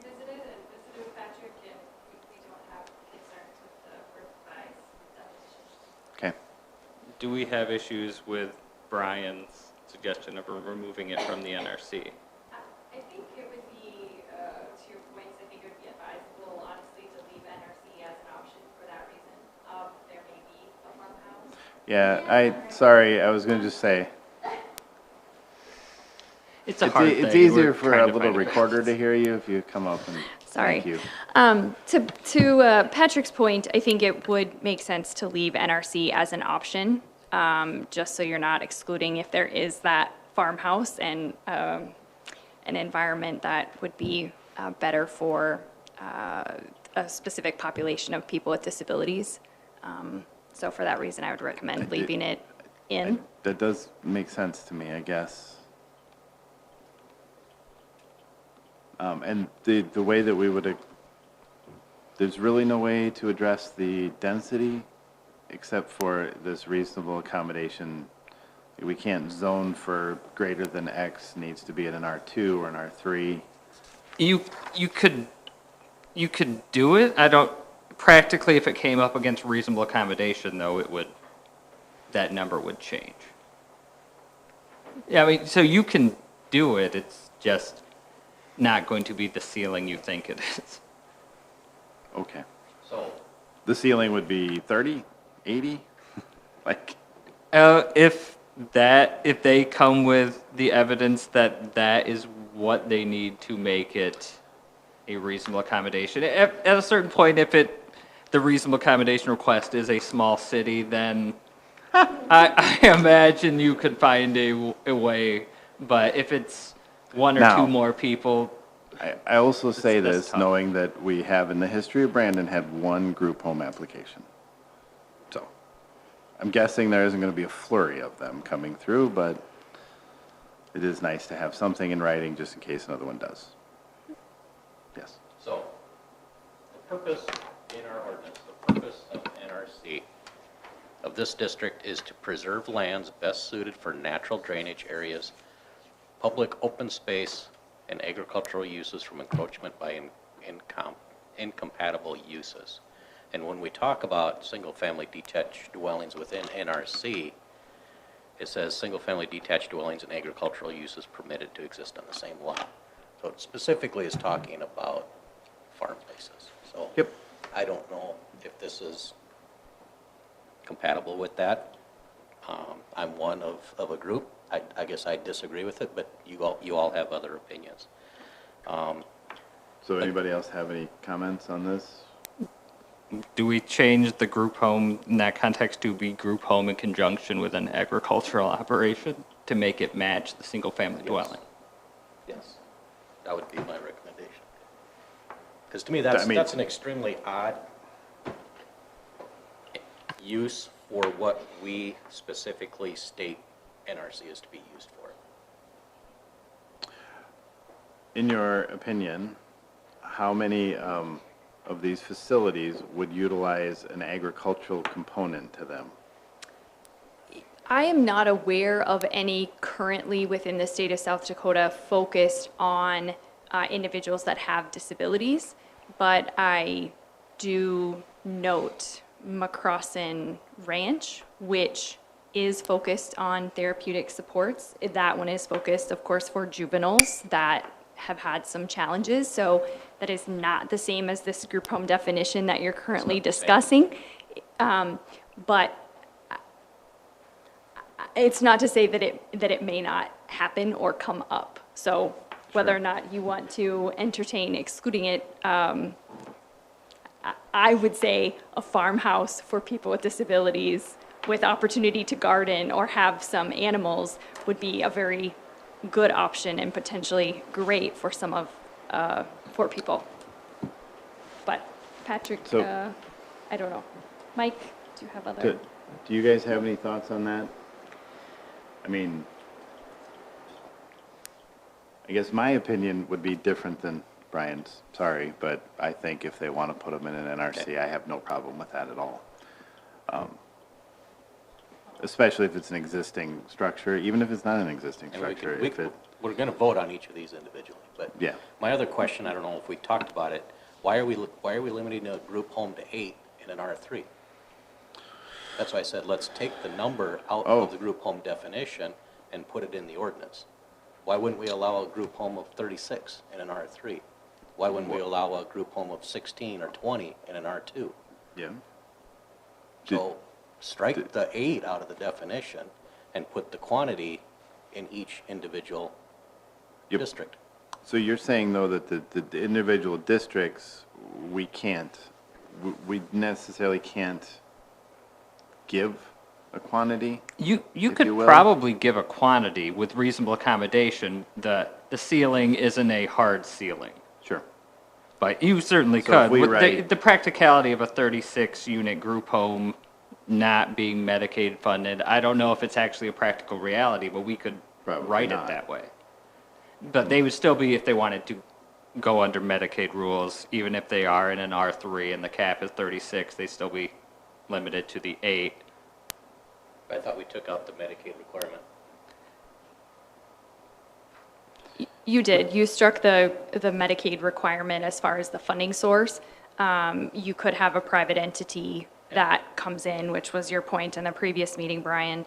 But be a- we would still be subject to, we specifically, however, again, you could have a private entity not subject to different requirements, but we would be subject to additional state and federal requirements, which is that 8 cap in the state of South Dakota currently. So I'm not trying to write this specifically for you. I'm trying to write this totally specifically understand. for multiple people. Yep, totally understand. A school for the blind, or homes for the blind, homes for the deaf. It could be Medicaid funded like you guys are. It could be public. It could be state-owned. It could be private-owned. So that's why do we want to put Medicaid as a specific item in here? Right, and totals. And limit it. And then why are we restricting the size? When we allow much larger complexes in R2 and R3 than 8. So if somebody wants to come in with 12, why wouldn't we allow them in an R2 or an R3? Or 14, or 16, or 18, or... So if we start getting much bigger than 8, It's no different than an apartment complex. right, except for,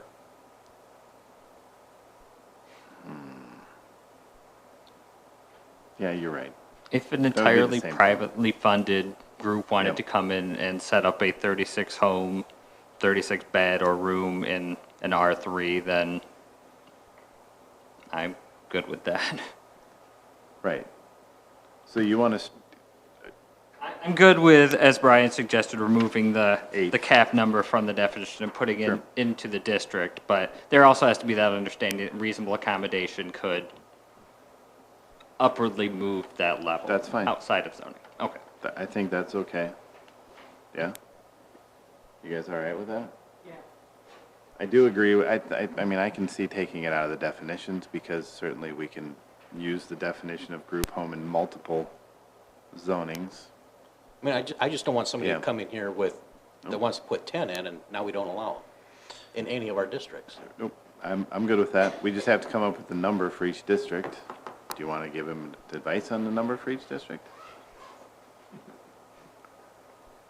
Well, let's, look at what we allow in our districts for apartment units.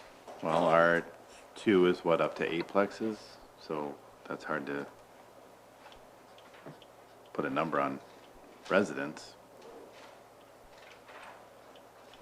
Do you And then they think- currently have zoning, like within R1, do you currently have a limit of how many people can live in Nope. a single-family home? Yeah, we don't put any requirements on number of residents, so like if with an R2, we limit the number of Right. units. Okay, So then we can sort of assume what those people are going to be. But when we name these, it's low density, it's medium density, it's high density. So high density, right, that's where we would want, say, a 36 unit person. Now, those 36 units could have 4 bedrooms apiece. So there could be a lot of people in there. sure. We don't necessarily address that, but we do call it high density. So we do sort of put a Assumed. label on it, assuming that there are going to be more people living there than 2. Right. My only concern on that note would be if you're going to put a number on low density, because that then you would be treating like the group home definition or cap differently than you would be a single family. And the implications, if you're going to treat the two groups the same, the implications of single families could be larger than anticipated, if that makes sense. Yes, but a group home is also different than a single family. Right, so if we're defining a group home and putting a number on it, if that's okay, then if we put a number on the zone instead of the group home itself, it's basically the same thing. Yes and no, because if you're going to put a limit on the zoning, then that also applies to single families, right? I don't understand what you're coming at. No. So the zoning requirements that you would adapt would be specific to the group home definition in R1, R2, and R3? Or the caps for R1, R2, R3 would also apply to single-family homes or other apartment dwellings or other? No. Okay.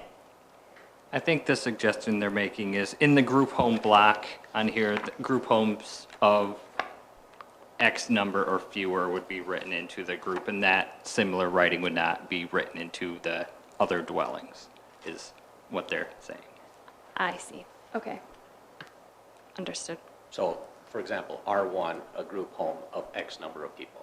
In R2, a group home of X number of people. X number, which is larger than R1. In R3, a group home, What it yet a act- larger number. So by Okay. doing that, it gives us actually more flexibility. Yeah, understood. Because if we leave For the larger. number of I 8 get it. as the entire definition of group home would be in an R3, and then it would say we can only have 8 people in a group home in an R3. Well, if we change that number up, then if you do build a group home in an R3, then you're allowed to maybe have 60, 80, whatever residents. Understood. Yep. Yes. Understood. Okay. But no, we don't define the number of residents in an R1.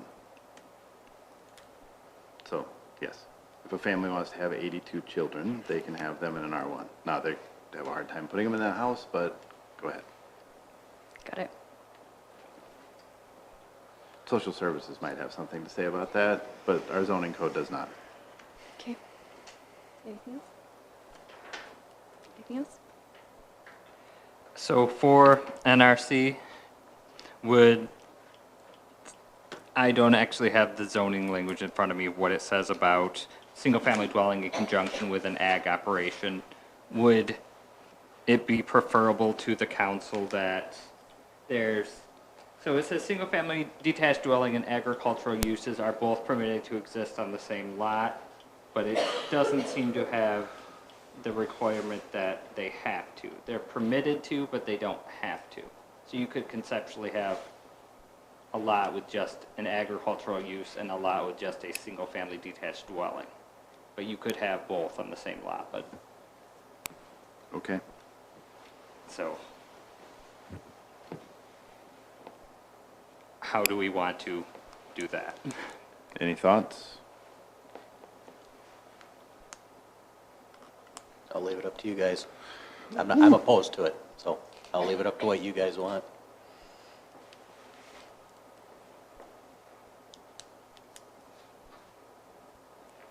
And the reason why I think it says they're allowed to is because NRC is limited to one use per lot, and that's the exception.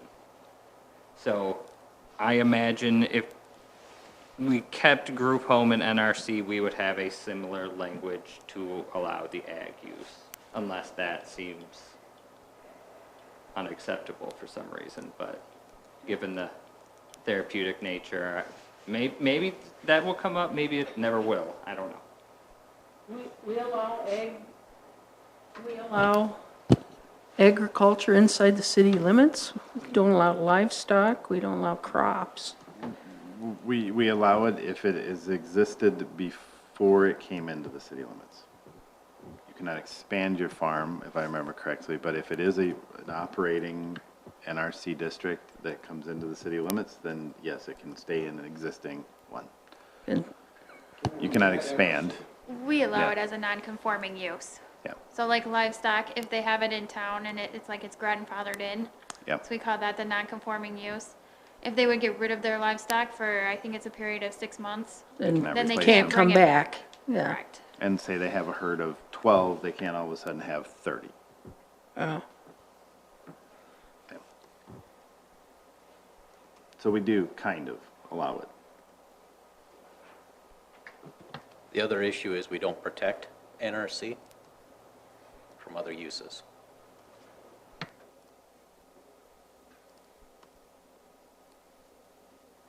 You have to explain So that one to me. When I explain that, so we have ordinances, and we have discussions about distances from a residential. We can't do this. We have to have we don't put this next to residential, okay? Now, somebody comes in, they put this in, something they don't like gets built right next to them. We don't have those types of protections within our ordinance to protect something from going in right next to an NRC. Marijuana dealership, alcohol sales, heavy industrial, our ordinance isn't written to protect those types of uses from less desirable business. I should say less desirable. Noisy, smelly, types of things. An example, the kennel. I mean, if we want to go down that road, if we put a distance from a kennel to a residential area, and now we allow these things to go into NRC areas, our ordinance would not protect them from the same thing that we are protecting a residential from. So it's not just allowing things to go in there, but it's also, once they're in there, protecting them from other things and separating them and doing levels of, just like we typically put higher density next to, busy streets. We don't put. But I don't think anybody's going to buy land, turn it to NRC, and then build a group home on it. But they can put a group home on an NRC land if we allow this, Tim. But that would already be an existing property on the NRC, I would assume. Right, but they It could go would in and not put be, that on there. but it would already be an existing property. Like, they're not gonna buy land that's empty, NRC land, and then build structures on top of it. In my mind, the point of an NRC is not for residential use. Oh. I would say it's not for constructing new residential, Right. but it is, if there's an existing house or an existing property that can be lived in, then you should allow that NRC to accommodate a group home in the house that already exists. But I don't think that we would issue building permits for 4 new structures on NRC property. But it's not to say that that won't happen if we do this. Can we make it say that that won't happen? You're the wordsmith, Patrick. We You're could getting make challenged everything tonight, other man. than vacant land a conditional use in NRC. There you go. I mean, if there's already an existing farm place there, and they want to use it for something, I'm perfectly okay with it being a group home. I'm not okay with somebody buying land, turning it into NRC, and then developing it into something. I mean, that's, what if there's a house already on it, and then they say, well, we're gonna put an addition on? well, they're allowed to put additions on.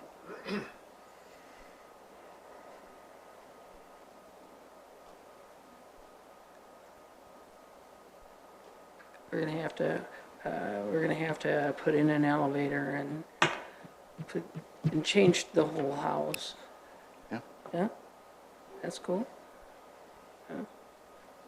Sounds like we may have a discussion coming up about NRC generally, Oh, just to boy. make sure it Yeah. is what you want it to be. Okay, Well, ideally, I wouldn't want to see a new house put on an NRC. no. That's not the intent of an NRC. Right. An NRC is the existing whatever operation or the existing whatever should be able to Allow it remain. happen until it's done. It ceases to Correct. exist, and then And returns and then it into- converts over Yes. to the appropriate use. But I don't see bare ground that is currently zoned NRC being bought and then developed. So yes, if you want to write a stipulation like that into there, that would be fantastic. But I think of like the LC Metz place that is just west of town. It's an existing farm place. It's got multiple buildings on it. It's currently NRC, if I remember correctly, or it's county land. It's not even NRC because it's not in the city It's not in yet. the city limits yet. But if that land does sell, the stuff to the west of it will become R1. But there's no reason why the existing farm place can't stay in NRC district, and that would be a beautiful place to have a group home.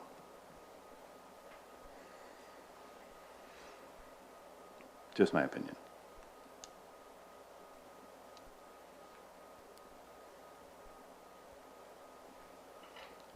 I don't know exactly how to resolve this evening, and I'd like to go to bed sometime. Yep. So, Well, sounds like we have don't- more discussion to I'm do just- on NRC I'm just saying, generally. we don't all have to agree.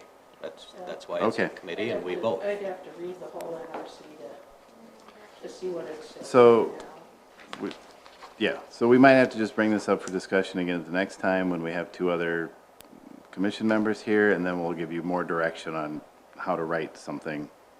Does that make sense? The NRC or generally or the group home? Yeah, we're gonna do them both. Okay. Yeah.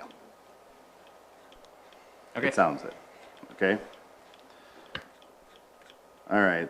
So we already kind of handled item 19 in this discussion, if I remember correctly. Is that right? Yeah, more or less. So we'll take 17 and 18 off, and we got one item left, which is 18, which is draft fence amendment on page 70. So this has come up because there are fences around town that incorporate some kind of natural feature in them, and sometimes they get kickback that piece is not a part of the fence. So it's somehow, or it makes the fence not an artificial construct if it has a natural feature in it. So this basically clarifies that fences can incorporate natural features like trees, rocks, Okay. hedges, and other things. So if something like a rock is moved onto the premises to be added into the fence, then it has to meet the fence rules. But if it's already there, it can be built around it. You've probably seen properties in town where this happens, and they've probably come up quite recently. Yep. Sure did. So that's one of the things we've heard about, that a rock in a fence makes the fence not a fence or a violation. Anybody have any comments on this? Thoughts on this? And I think this was probably always the intent, but this is a clarification of that I intent. would agree, yes. This is probably always the intent. I like the looks of it. Yeah, there you go. One of this dog, Now, you know, this one establishment over here. we recently, talked about fencing because we had somebody build a fence with metal panels and, right. So this will just add to it. Does anybody have any comments on this or suggestions, or we're good with taking this to a public hearing at the next one?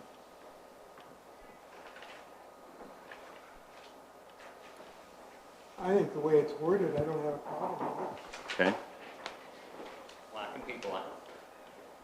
How is there a knock on the door?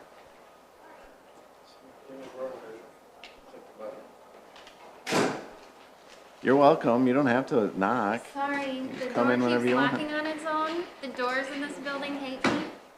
Okay. So are we good with this language on, Do we need a whole nother thing, or the part of the fence ordinance that said fence can be made, constructed out of the one that portion that we updated last time? Can it just have words added to it that says rock? Or is this better? We could probably do it either way. I just Doesn't matter. came up with this because it was Yeah. what came up to my mind at the Yeah. time, and it was Sure. the clearest statement I could think of. I mean, I'm good with this. I mean, we have the other thing as another part of it, so, I mean, it's just, It's sometimes when we do that separately, we end up with language that is not clear. have you looked at the other one that we wrote for fences? Yeah, I have. okay. Yeah, So that okay. we're good. You're good? In your opinion, it's good? I believe so, but I will do my due diligence and look at everything to make sure it syncs up. Okay. Yeah. And then we'll do a public hearing on this at the next P and Z, I would assume? If we have enough time to It might be the second one of That's the fine. month. How come it says except for trees? Just because you could have a tree that would grow taller than Yeah. 4 feet in the front yard, or Oh. Right. Over by the grades, Brandon Elementary, there, I don't know if it still is, but there's a tree that grew and took in the chain link fence. You know, the tree was going through the chain link fence. It was pretty cool. I guess you could, if you wanted to, just take the chainsaw and just chop off the top. But that You're wouldn't, not I growing mean, any We're not taller. gonna include it though in a fence definition. You can just look cool, but no, but when it says except for trees, so you wouldn't say, oh, can't have that. awesome. No? Okay. Okay. Is that good? We good? Anybody else have anything else? Would love to entertain a motion to adjourn. I so move that we adjourn. Make the motion. Motion and a second to adjourn. All We're those not in- through the agenda, Tim. Which one are we missing? Number 19. Yeah, we Reasonable covered that comment. with 17. We already sort of talked about reasonable accommodation process discussion. Oh, all right. That was part of the draft group home amendment, I thought that discussion was related strictly to that. unless you want to. Are you good with that, or do you want more discussion on the, do you have something you would like to add? Well, I'm trying to understand what's the intent of this chapter 4.9? The intent of chapter 4.9 is that it goes in the municipal code rather than zoning, just because it covers building code as well. Federal law, specifically the Fair Housing Act, requires a city or a provider of housing, so it will apply to, this would not apply to those private parties, but private parties have to be aware and have their own process, but the city would need a process for its own regulations to make reasonable accommodations. Accommodations generally being rules and modifications being structural adaptions So this, to accommodate people with disabilities. so this is. So I guess, so why is it part of this? Because 4.9 is not part of the zoning. Correct. It's part of this just to give you all the full picture of how this would sync up with the other. So this is more or less in here to make you all aware it's Okay, happening. that explains it. Thank you. Okay, now how about adjournment? Didn't we already have a motion? And a motion and a second to adjourn. All those in favor signify by saying aye. All right. Opposed? We are adjourned at 8:33.